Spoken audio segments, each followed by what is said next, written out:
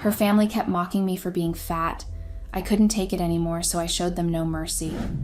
Hey Reddit, I'm using a throwaway account because I don't want this associated with my main one.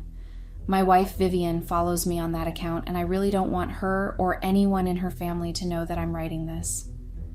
I guess I'm just here to get this off my chest, because I need somewhere to rant and I don't know how else to process everything that's been going on. So, my name is Matthew, and I'm 30 years old. My wife, Vivian, is also 30, and we've been married for about 3 years. On the surface, things have always seemed good between us. We met in college, fell in love right from the start, and everything felt perfect. You know the kind of relationship that feels almost scripted, where everything just seems to click? That's how it felt with Vivian, at least in the beginning. From the start, I've always been a very romantic person. I've always been the kind of guy who wears his heart on his sleeve. Romance is my thing. I've always gone out of my way to make sure Vivian is happy. Whether it's planning little surprises for her, cooking her favorite meals, or just being there for her when she needed me, I've always put her first. I thought that's what being in love meant, always giving your all, doing everything to make your partner feel special. It made me happy to see her smile, and I thought that was all that mattered. But as time went on, I started noticing that I was the one always going out of my way. It wasn't just the occasional surprise or the little things. Everything was on me. If I didn't plan anything, nothing would happen. I was always the one planning our anniversaries, birthdays, and vacations.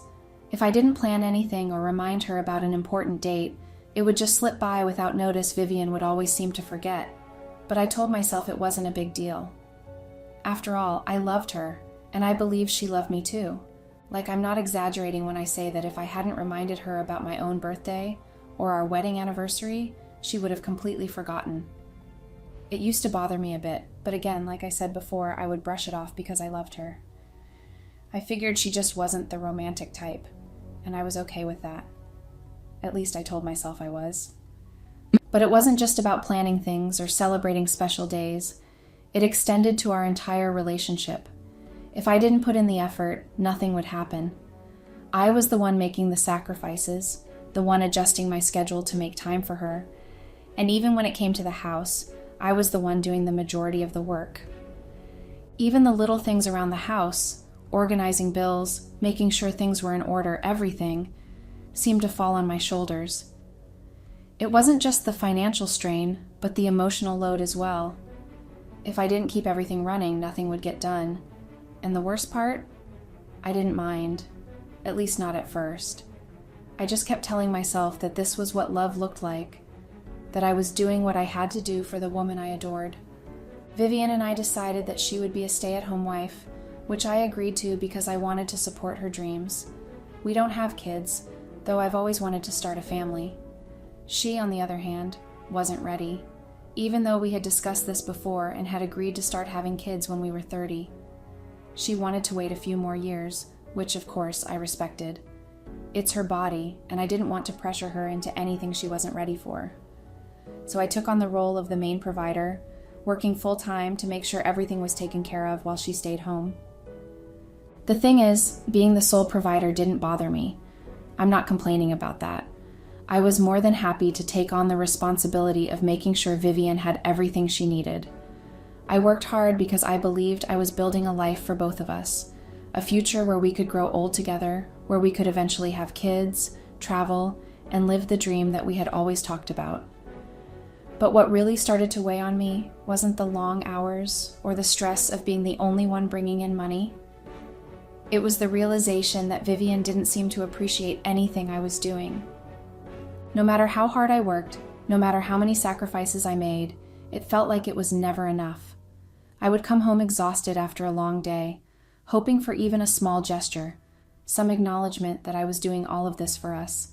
But instead, she was always distant, always distracted. It was as if I didn't even exist to her sometimes. I'd walk through the door and she'd barely look up from her phone or whatever show she was binge watching. There was no, "How was your day?" or even a simple smile. Just nothing. At first, I chalked it up to stress. Maybe she was going through something. Maybe she was tired or dealing with something she didn't want to talk about. I tried to be understanding.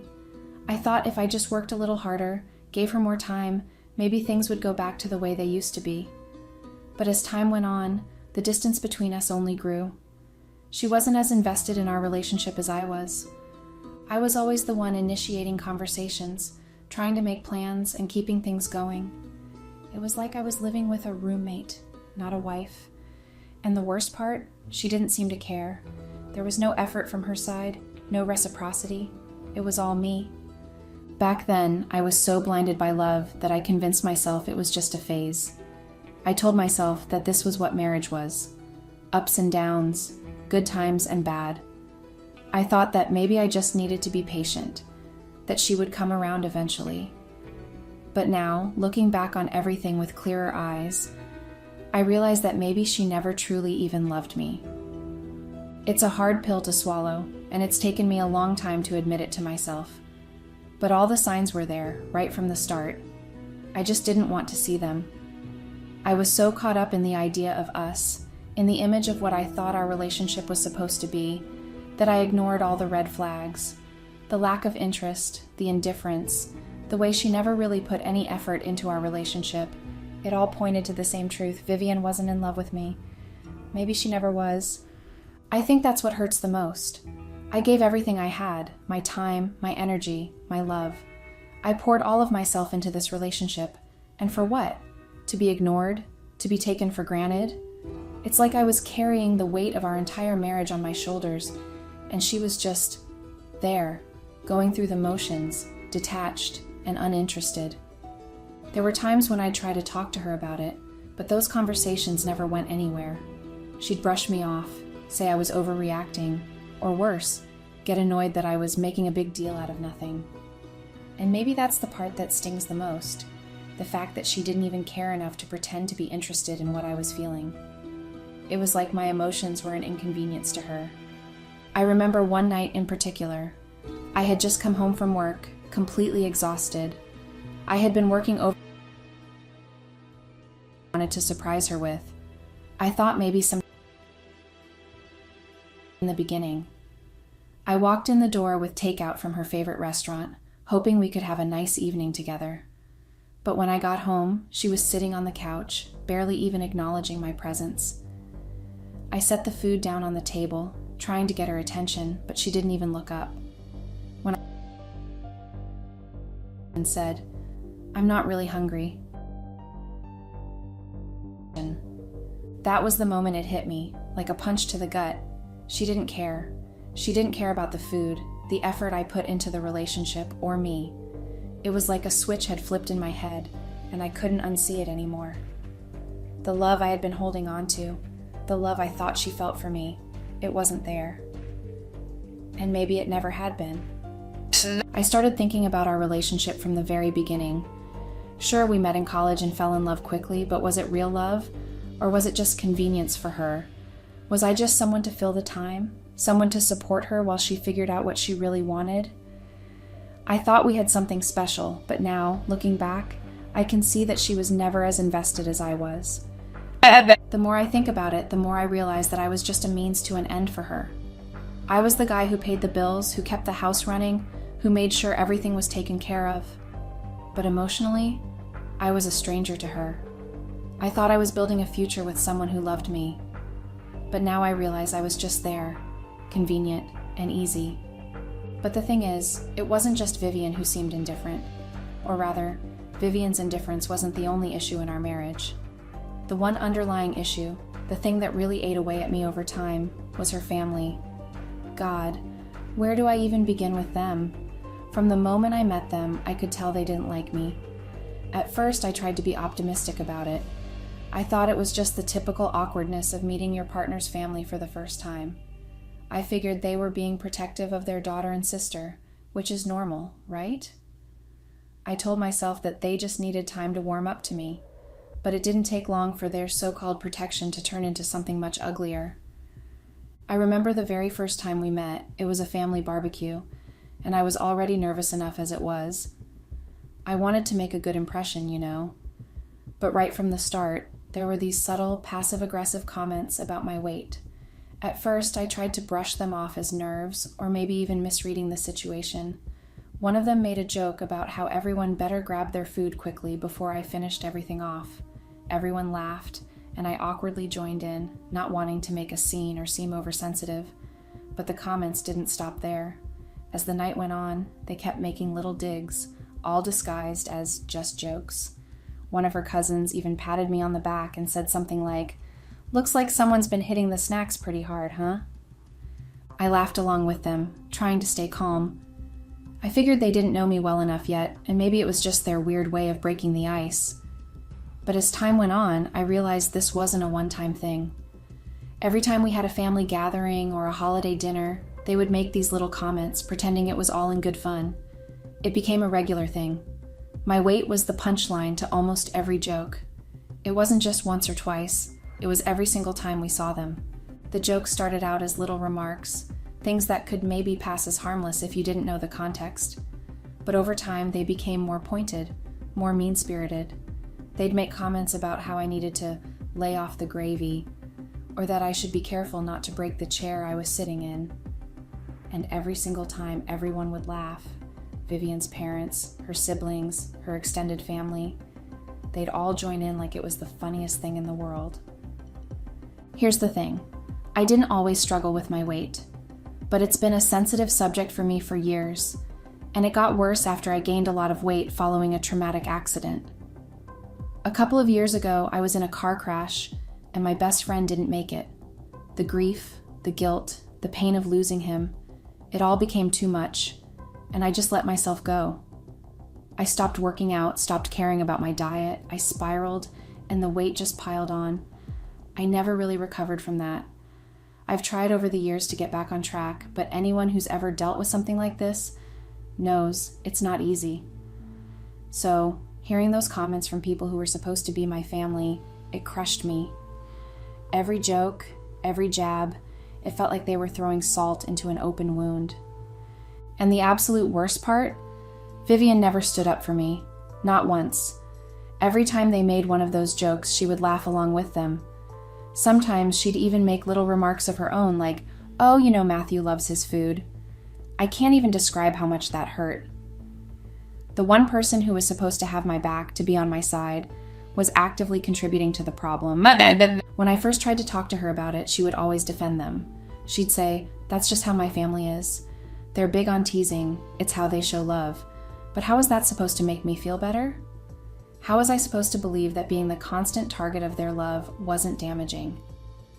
When you're the butt of every joke, it starts to wear you down, no matter how thick-skinned you think you are. I tried and tried, hoping to get her to see how much it was affecting me, but she would always brush it off. "That's just how they are, Matthew. Don't take it so seriously. You know they don't mean it." But how could I not take it seriously when it was happening every single time we saw them? When every family dinner became a source of anxiety for me because I knew I'd be walking into a room full of people who were just waiting to tear me down again? And every time I sat down with them, I had to brace myself for another round of jabs and playful insults about my body. I wanted to believe that maybe I was overreacting. Maybe they really didn't mean it the way I was taking it. But deep down, I knew that wasn't true. When someone constantly makes fun of something you're deeply insecure about, it's not just a joke anymore. It's cruel. And the fact that Vivian didn't see that, or worse, didn't care, made me feel completely alone in our relationship. At first, I tried to keep my cool. I didn't want to cause any drama between Vivian and her family. I figured I could handle it, that I was strong enough to take it. I had been dealing with comments about my weight for years, so what was a few more? But the longer it went on, the more it chipped away at me. I started dreading every family event. Every time I saw her family's name pop up on my phone, inviting us to another dinner or holiday, my stomach would turn. I would make excuses not to go, claiming I had work or wasn't feeling well, just to avoid being in that environment. I felt trapped. I loved Vivian, but I couldn't stand the way her family treated me. And what made it worse was that she didn't seem to care. Every time I brought it up, she would dismiss it, telling me I was too sensitive or that I needed to lighten up. But how could I lighten up when the people I was supposed to call family was constantly tearing me down? The absolute worst part about all of it? The family, Vivian's family, was entirely dependent on me. That house they lived in, it belonged to me. It wasn't something they earned or even contributed to. It was something I gave them after they were on the verge of being homeless because they couldn't afford their rent. They had come to me, practically begging for help, and because I loved Vivian, I didn't hesitate. I handed them the keys and let them live there rent-free. It wasn't just the house, though. Over the years, I was constantly helping them out financially. I paid for their groceries, I covered medical bills when they needed it, and I even paid for her siblings' tuition. All of this out of my own pocket, and not once did they ever express genuine gratitude. Despite everything I did for them, the jokes never stopped. It was as if they felt entitled to mock me, like I was somehow beneath them. The comments kept coming, and every time it happened, it felt like a slap in the face, especially considering all the sacrifices I had made for their well-being. What stung even more was when the mocking happened in front of strangers or other relatives. It wasn't just an inside joke within the family anymore. They would humiliate me publicly, taking jabs at my weight or my appearance in front of people I didn't even know. I could see the pity in the eyes of those watching, and I would have to force a smile, pretending it didn't bother me, but deep down it crushed me. After a while, it all became too much to bear. I started to make excuses to avoid family gatherings altogether. I couldn't stand being in the same room as them, knowing I was walking into a battlefield where I was the constant target. Of course, my absence caused tension between me and Vivian. She couldn't understand why I didn't want to spend time with her family, and when I tried to explain, she would get defensive, telling me that I was being too sensitive, that it wasn't a big deal, but it was a big deal. I was reaching my breaking point, but she refused to see it. Then came the final straw, the night when everything snapped inside me. It was Vivian's birthday, and I couldn't avoid this one. No matter how much I wanted to skip it, I had to go.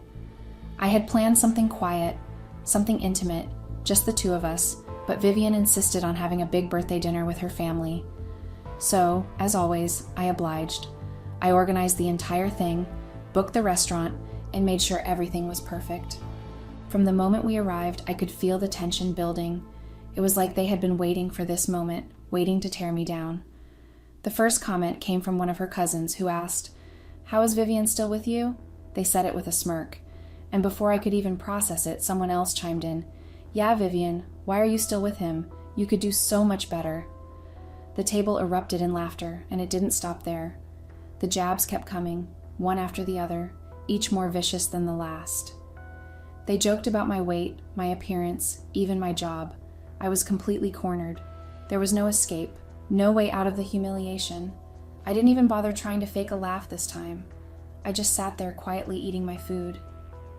The worst part wasn't the comments, though. It wasn't even the fact that they were attacking me so blatantly. It was the fact that, once again, Vivian did nothing. She sat there smiling and laughing along with them, as if this was all perfectly normal, as if I was supposed to just take it. She didn't defend me. She didn't stand up for me. She didn't even acknowledge the cruelty of what was happening right in front of her. And that's when something inside me snapped. At that moment, I realized that I had been holding back my feelings for far too long. I had spent years swallowing the pain, trying to convince myself that it was all in my head, that I was overreacting. But the truth was staring me right in the face. Vivian didn't respect me. Her family didn't respect me, and the ridicule had reached a point where it was unbearable. I had sacrificed so much for these people, my money, my time, my energy, and all I got in return was mockery and humiliation. Something inside me broke that night. I realized that I couldn't do it anymore. I couldn't keep pretending that everything was okay. I had been taking the high road for years, trying to be the bigger person, but it was killing me inside. The love I had for Vivian, the devotion I had for our relationship, it all felt like a cruel joke. I had given her everything, and in return, she had allowed her family to tear me down, time and time again. For years, I had been patient, respectful, and kind, hoping things would change, but all that had gotten me was ridicule and humiliation. It was clear now that if I wanted things to change, I would have to take control. I wasn't just going to stand up for myself, I was going to show these people what they truly deserved. That's when I began to craft a plan. I didn't just want to walk away from the toxicity. I wanted them to feel the sting of losing me. I wanted them to be stranded, left with no choice but to beg for my forgiveness. The first step, working on myself. I knew that I had to rebuild myself from the ground up, not just physically, but mentally and emotionally as well. So I got serious. I started going to the gym religiously. I became a gym rat, pushing my body harder than I ever had before. I cut down on unhealthy foods and stuck to strict healthy meals. Day in and day out, I put in the work and watched the pounds slowly melt away. My goal wasn't just to lose weight, though. It was to transform into someone who radiated confidence and strength. I started distancing myself from Vivian. For too long, I had been the one who did everything in the marriage. I was the one planning the dates, organizing the family events, and constantly bending. But now, that stopped. I pulled back completely. No more initiating conversations, no more bending over backward to accommodate her family's whims, and no more trying to keep the peace. Confused, but oddly relieved. It was as if she was glad I wasn't clinging to her anymore, yet she couldn't help but wonder what had caused the sudden change. She knew me too well, knew that this wasn't like me, but I didn't explain a thing. As the months went by, my physical transformation became more noticeable. I was shedding weight, gaining muscle, and with each passing day, I felt more like myself than I had in years. I also continued to avoid every single family gathering. Vivian was annoyed, of course. The tension in our marriage was undeniable, but I didn't care. I stopped making excuses for myself and stopped explaining my actions to her. Whatever she had to say, I brushed it off. I wasn't going to pretend anymore. It took months of hard work, discipline, and distance, but eventually I got to a place where I was ready. I still wasn't at my ideal weight, but I had made significant progress, and more importantly, I had rebuilt my confidence. That's when I decided it was time for the final confrontation. There was a birthday party for one of Vivian's cousins coming up, that cousin. The same one who had humiliated me at Vivian's birthday by asking why she was still with me. I knew I had to attend that party, not just for closure, but because it was the perfect stage for what I had planned. Before the party, I had divorce papers drafted. I was done with Vivian, done with her family, and done with the toxic cycle I had been trapped in for years. While I was preparing to make my move, I enlisted the help of my sister and a few close friends. I asked them to go to the house during the party and pack up all of Vivian's things. I didn't want to drag this out any longer than it had to be. When we arrived at the birthday party, the reaction was everything I had anticipated. They hadn't seen me in months, and I could see the shock written all over their faces. I'm sure Vivian had been updating them on my weight loss journey, but none of them expected to see the drastic transformation that stood before them. For the first time, they were speechless. But just because they were stunned by my appearance didn't mean they were any less cruel. At dinner, the mocking inevitably started again. This time, though, the focus was different. They made snide comments about how I had lost weight so quickly, asking if I was on some kind of drug, insinuating that I had taken shortcuts. But I didn't laugh it off. Not this time. I stayed calm, waited for the perfect moment, and then I struck. I began calling each one of them out, systematically tearing down their condescending attitudes and exposing their insecurities. I pointed out how they had spent years projecting their own flaws onto me, and that for people who were financially dependent on me, they sure were confident. One by one, I laid bare their hypocrisies. There was no laughter this time. They were silent. I stripped away all their facades. Finally, I turned to Vivian. I told her I was done with her family, and done being the butt of their jokes. Without missing a beat, I stood up, walked out to the car, and retrieved the divorce papers I had stashed there. I tossed them onto the table in front of her, watched the shock spread across her face, and then, without another word, I walked out of that room. As I drove away, I felt an overwhelming sense of relief wash over me, but I wasn't finished. Before I even got home, I transferred every single dollar out of our joint account into my personal one. I had earned that money, and I wasn't about to leave anything behind for Vivian to take advantage of. By the time I pulled into the driveway, my sister and friends had already finished packing up all of Vivian's belongings. They had neatly placed everything by the front door, ready for her when she inevitably came home. For the first time in years, I felt free. I had stood up for myself, reclaimed my dignity, and finally broken free from the toxic cycle that had been suffocating me for so long. Vivian and her family had lost the best thing they ever had, and they had no one to blame but themselves. And that's pretty much it. I'm not here on Reddit to get advice or whatever. I'm here just to rant and unload because, for the first time in years, I feel free. I stood up for myself, reclaimed my dignity, and finally broke free. So yeah, that's my story. No more bending over backward for people who don't care. No more biting my tongue while they laugh at my expense. I'm done, and I've never felt stronger or more at peace. Update. Hey Reddit. Wow, I did not expect the amount of traction my post would get. I left a couple of comments here and there, but seeing how many people are reading and responding has been overwhelming. The positivity has been off the charts, and I've been getting tons of supportive DMs, with people congratulating me, offering advice, and just sending words of encouragement. I honestly can't thank you all enough. This community has really lifted me up. It's been a couple of days now, and I do have a bit of an update to share. So first off, after my sister and my friends finished moving Vivian's stuff out, then I went ahead and texted Vivian to let her know that her things were on the porch. She didn't reply, but I'm pretty sure she read it. I sent it over WhatsApp as well, just to make sure, and again she read it but didn't respond. Honestly, that first night after everything was settled, I slept like a baby. It was the most peaceful, fulfilling sleep I've had in years. Waking up the next morning, I checked my phone. Still no message from her. I didn't care. However, her things were no longer outside.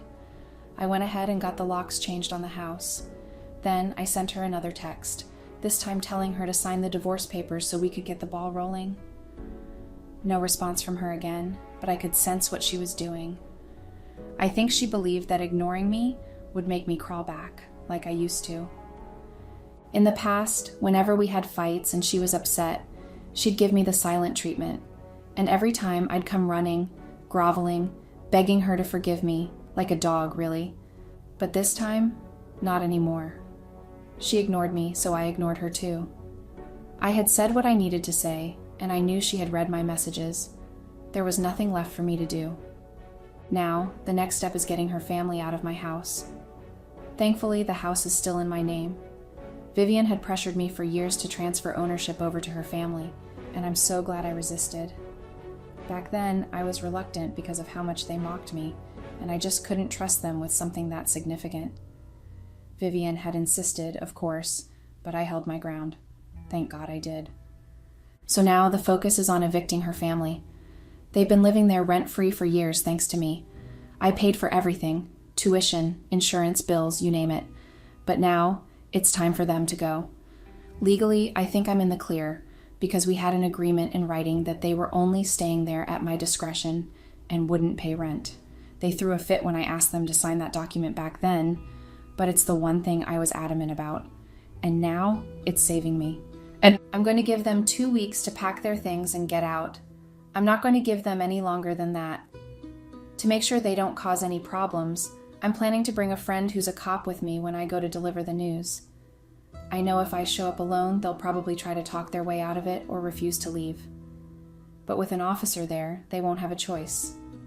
Once I give them the eviction notice, I'm cutting them off financially too. No more paying their bills, no more covering their tuition, and I'll be removing them from my insurance as well. They've been bleeding me dry for too long, and I'm done supporting people who have treated me with nothing but disrespect.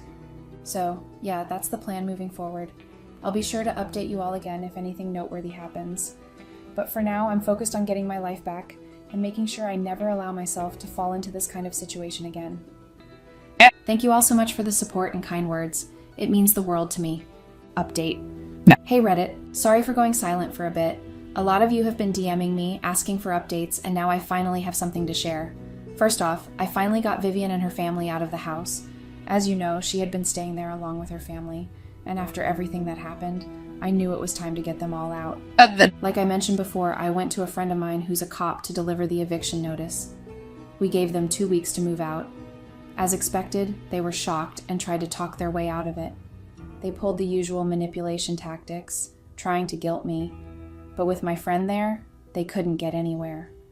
He was stern and made it clear that they had no other option but to leave.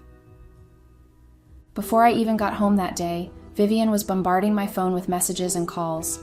She was telling me I was taking things too far, that she knew they were wrong, and that she was sorry. It was the usual gaslighting, trying to convince me I was overreacting by cutting her and her family off financially. She admitted that withdrawing all the money from the joint accounts was fair, but kicking her family out was, in her words, too far.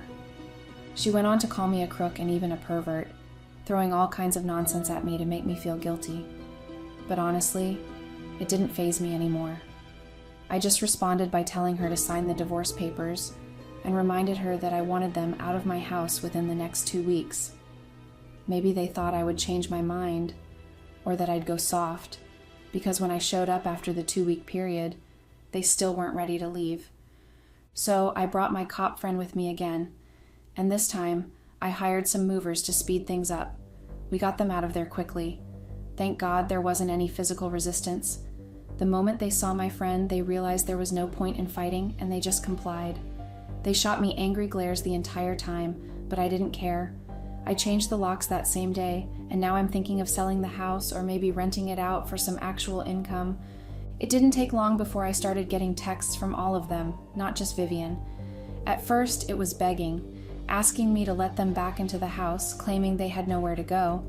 Then, when that didn't work, it quickly turned into insults and curses. I got them off my phone plan, insurance, and everything else I was paying for. No more bills, no more financial support, completely cut them off. Vivian has been texting me nonstop for the last few days, oscillating between begging me to let her family back in and threatening me. She's now saying that she won't sign the divorce papers, trying to hold that over my head. But I told her straight up that it doesn't matter whether she signs or not. We're getting a divorce. All not signing does is drag out the process and make things more difficult for both of us, but in the end, it won't change the outcome. The divorce is already in motion, and there's no going back. For years, I let them mock me, belittle me, and tear me down. I kept telling myself it would get better, that if I kept being patient and kind, things would change. But the truth is, nothing changes unless you make the change. And I finally did. I stopped living for their approval, stopped letting their words control how I saw myself. It wasn't easy, none of it was.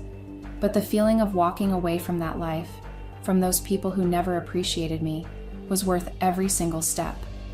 It feels like I've taken back control of my life, my happiness, and my future.